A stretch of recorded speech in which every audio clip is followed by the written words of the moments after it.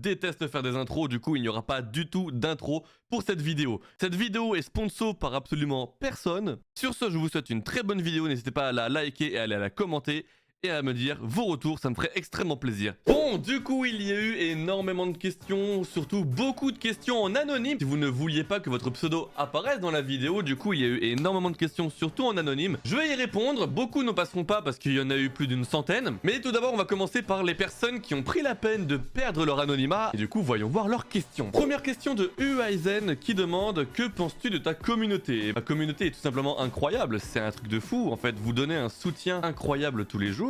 Même si je suis hors live, même quand je suis en live, vous faites des trucs de malade. Il y en a qui font des fanfictions, il y en a qui font carrément du dessin sur ce qui se passe des fois en live. Après, là je dis ça parce que je suis en vidéo, mais bien sûr, hors live et hors vidéo, je dis que c'est des fils.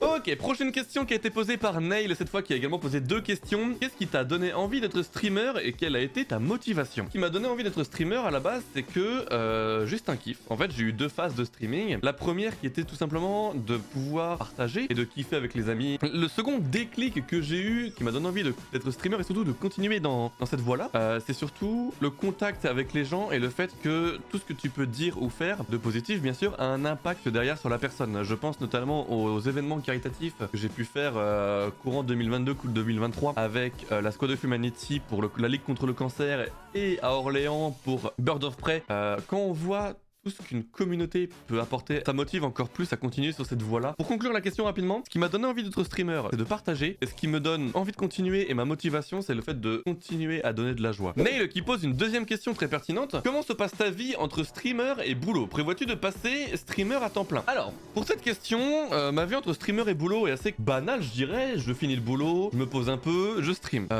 Juste au niveau de la fatigue, des fois c'est compliqué parce que c'est comme si tu enchaînais deux travails. Donc à ce moment-là, tu as ce que tu dois organiser pour le travail IRL et le travail sur les réseaux qui des fois n'est pas facile non plus parce que faut pas oublier que streamer n'est pas forcément être que derrière la caméra, il y a toute l'organisation, les réunions, la préparation des overlays, parler avec les graphistes, il y a plein de trucs, il y a tout plein de trucs et des fois c'est vraiment pas juste parler en fait derrière une caméra. Prochaine question, ma modératrice Happy, merci beaucoup aux équipes de modération que ce soit sur ma chaîne ou sur les autres chaînes. Les équipes de modération sont incroyables, merci mille fois pour ce que vous faites pour vos streamers parce que c'est du full bénévolat et du coup des fois même tout le temps c'est bien de vous remercier parce que du coup vous prenez de votre temps pour modérer, pour gérer les chats, rester avec la communauté et tout. Pour finir ce point, merci aux modérateurs et modératrices de toutes les chaînes de ce monde pour ce que vous faites. Revenons à la question, comment se passe ton boulot, mieux qu'avant ou comme les anciens? Comment te sens-tu en ce moment? Tu arrives à gérer tes soucis, problèmes, questions que tu te poses si tu en as? Alors, comment se passe ton boulot? J'ai répondu à la question précédemment. Mieux qu'avant ou comme les anciens? Pour l'instant, c'est mieux qu'avant. Mon boulot se passe très bien. Voilà ce que j'aurais à dire là-dessus. Comment te sens-tu en ce moment? En ce moment, ça va. Beaucoup de fatigue parce que du coup, j'enchaîne Twitch et le travail, sachant que ça faisait quelques mois que je n'avais pas travaillé IRLement parlant. Et pour ce qui est de gérer les soucis et les problèmes, bah écoutez, il n'y a pas de problème, il n'y a que des solutions. Plusieurs questions de Mao-sama. À quand la prochaine rencontre streamer-viewer? Il n'y en a pas d'organisé, généralement on se rencontre quand on est en convention anime-manga, genre Art2Play, Paris Games Week, tout ça. Ça t'a fait quelle sensation la première fois que t'as lancé un live? Bah sincèrement je m'en souviens plus parce que j'ai lancé un live la première fois sur Minecraft à l'époque et c'était vraiment dégueulasse. Comment tu t'es senti à 1K Twitch? C'était un palier à atteindre, j'étais très heureux et du coup moi je suis quelqu'un qui voit toujours au-dessus. Donc dès que j'ai passé dans 1K, je me suis dit allez hop, prochaine étape. Que représente pour toi le métier de streamer? Alors le métier de streamer... Pour moi, le métier de streamer, c'est quelqu'un qui peut apporter de la joie aux personnes qui regardent. Et surtout, alors c'est ma pure vision des choses. Le fait de partager des choses avec des gens qui nous regardent. Et en plus de ça, c'est également pour moi un moyen de me dire que je veux leur faire oublier leur journée. Si un jour vous avez une journée de travail merdique, on va pas se le cacher, et que vous voulez juste vous poser un stream et tout, votre but c'est de vous détendre. Bah moi, c'est ma vision des choses en tant que streamer. Je me dis, moi je veux vous proposer un contenu pour vous détendre. Quel est ton plus grand rêve en tant que streamer? Mon plus grand rêve en tant que streamer, sincèrement, ce serait de voyager, de vous rencontrer partout dans le monde. Vous voyagez partout dans le monde, faire des conventions, être invité à des conventions. Ça, c'est un de mes plus gros rêves et surtout objectifs en tant que streamer. Ok, on va passer maintenant aux questions totalement anonymes. Donc, je ne connais pas du tout les questions. Pour les questions qui avaient été posées sur Discord, je les connaissais déjà en l'avant. Là, je vais ouvrir NGL. Je ne connais pas du tout les questions qui me sont posées. Couleur préférée à part le rouge, le noir. Quelque chose que tu regrettes d'avoir fait ou dit? Alors, il y a comme tout humain, je regrette d'avoir fait beaucoup de choses et je regrette beaucoup de choses à avoir dit aussi. vie, que ce soit des proches ou autres. Après, malheureusement, des fois on peut pas changer le passé, même si on peut essayer d'améliorer ce qui s'est passé en s'excusant et en ravalant notre fierté. Mais effectivement, oui, il y a des choses que je regrette d'avoir dit et des choses que je regrette énormément d'avoir fait. MMORPG ou jeux comme Zelda ou Mario. Là, je peux pas choisir parce que j'ai grandi avec les MMORPG, notamment avec Guild Wars 2. Mais j'ai également mon tout premier jeu, ça a été Zelda sur Game Boy Color à l'époque, donc c'est Link's Awakening de mémoire. Je vais répondre à une question qui est dans la question. Je suis plus team Zelda que team Mario. MMO ou Zelda, je choisirais peut-être même un peu plus MMO dans le sens où MMO et Zelda, je les mettrais pareil dans le sens où MMO, c'est infini en fait comme contenu. On peut pas s'ennuyer sur un MMO, il y a toujours quelque chose à faire. Tandis qu'un Zelda, une fois que t'as fini un Zelda, bah tu l'as fini, à part faire du speedrun ou chercher des glitches, il y a pas autre chose à faire quoi. Tandis qu'un MMO, c'est très compliqué à finir un MMO. Es-tu pour les LGBT ou es-tu contre? Je suis pour la diversité et surtout l'inclusion de tous et des droits fondamentaux de chacun, quelle que soit son orientation sexuelle tout simplement. Je pars du principe que chacun mérite d'être aimé et surtout d'être accepté tel qu'il est tout simplement, et je soutiens pleinement la commu LGBT. As-tu peur des critiques? Alors non, pas du tout. J'ai pas peur des critiques, je les prends au contraire. Après, il y a critiques et critiques. Il y a des critiques constructives et les critiques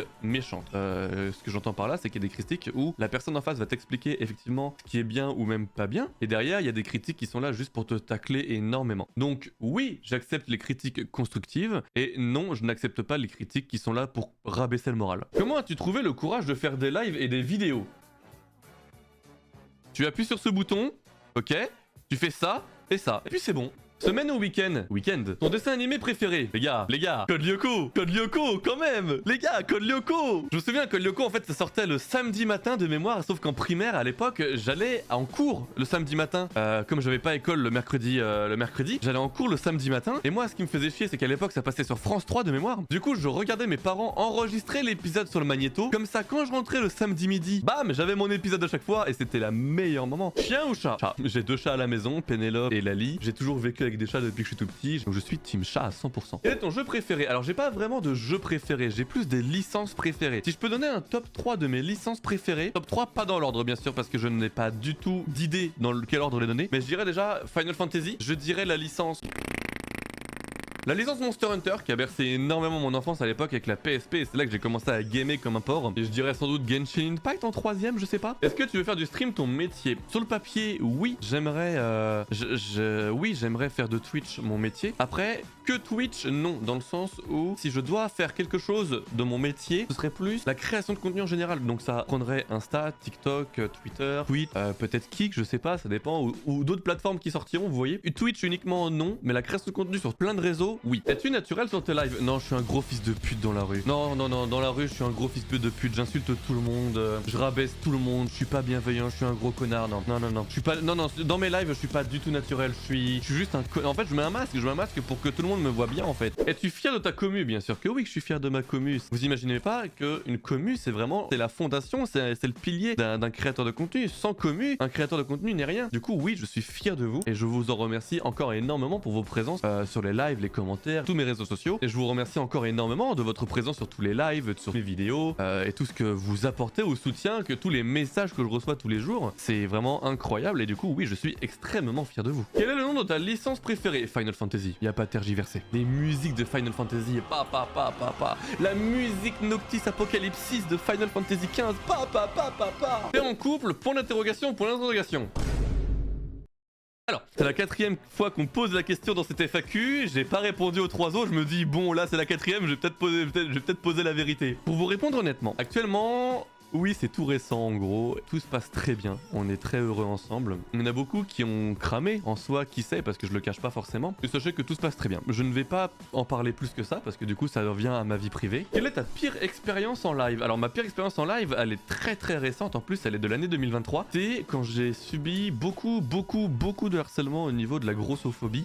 Tous les messages que je recevais de grossophobie dans les commentaires TikTok, ainsi que dans les followers à l'époque, si vous vous en souvenez, j'avais reçu énormément de followers de grossophobes. Et ouais, ça a été un moment extrêmement dur pour moi. À chaque fois que je coupais un live et que je voyais ces follow qui venaient, et même quand j'ouvrais TikTok et je voyais ces commentaires malsains entre guillemets sur mes réseaux, j'étais un peu en mode Quel conseil donnerais-tu pour une personne qui souhaiterait se lancer sur le réseau? Fonce tout simplement. En fait, ne te laisse pas écraser par toutes les personnalités connues qui peuvent dire qu'une personne ne va jamais réussir parce qu'elles ont réussi. Il y a malheureusement beaucoup de créateurs de contenu et créatrices de contenu connus qui te diront ne jamais faire ça, t'as pas les épaules pour. Non, moi je te dirais fonce tout simplement, crée du contenu, que ça soit sur Twitch, sur TikTok, sur les Reels, sur les Shorts YouTube, des rediffusions, tout ça. Franchement, n'hésite pas. La seule difficulté de savoir gérer son perso et son pro, et surtout de savoir comment réagir si une personne malsaine vient sur ton stream. C'est plus dans ce sens-là. Waouh. Alors là, c'est pas une question. C'est un message qui est en 2 parties. Je vais vous le lire parce qu'il est incroyablement beau. Ce n'est pas une question, mais tu es un streamer qui mérite d'être plus reconnu. Tu as ta place sur le réseau. C'est rare de trouver sur les réseaux une personne aussi bienveillante et humaine qui ne joue pas de rôle sur sa personnalité. Je suis sûr qu'un jour le fruit de tous tes accomplissements arrivera et que tu pourras te dire que tu es capable d'atteindre une merveilleuse reconnaissance de tes efforts sans avoir à douter de toi. Et ben, merci énormément pour ce message, la personne qui a envoyé ça. Ça me touche beaucoup. C'est vrai que des fois, on a très peu de messages de reconnaissance. On voit plus le côté négatif des fois que le côté positif. Enfin, dans mon cas, par exemple, avec les TikTok que je fais, je vois plus de commentaires négatifs que de positifs. Du coup, voir du positif, ça fait extrêmement du bien. Du coup, merci à cette personne qui a envoyé ce message incroyable. Et je sais pas qui t'es, mais j'espère, toi et toutes les personnes qui regarderont cette vidéo, vous aussi, vous arriverez vos objectifs dans la vie. Je vous le souhaite énormément. Et ça pourrait être un sujet d'une prochaine vidéo. Quel est votre objectif dans la vie, tout simplement? Bah, ça va être la fin. J'ai répondu à pas mal de vos questions. J'espère que cette vidéo vous aura plu, les amis. J'aime énormément cet aspect FAQ. C'est vraiment la première que je fais. C'est la FAQ de Noël 1.0, si je peux appeler ça comme ça. J'aimerais faire beaucoup plus de concepts de ce genre-là. Si la vidéo t'a plu, n'hésite pas à poser un commentaire, mettre un pouce. Ça ferait énormément plaisir. Si tu as des conseils à me donner par rapport à cette vidéo, n'hésitez pas à mettre tout ça en commentaire également. Ça pourrait m'aider énormément pour les prochains concepts que j'aimerais faire sur la chaîne. Donc n'hésitez pas. J'espère que ça vous a plu. Je vous souhaite de très bonnes fêtes 2023. Passez un bon moment avec vos proches, avec vos amis. Faites attention à vous et surtout protégez-vous, c'est très important. Moi je vous fais des bisous et je vous dis à une prochaine fois, que ce soit sur une vidéo YouTube ou un stream. Allez, des bisous.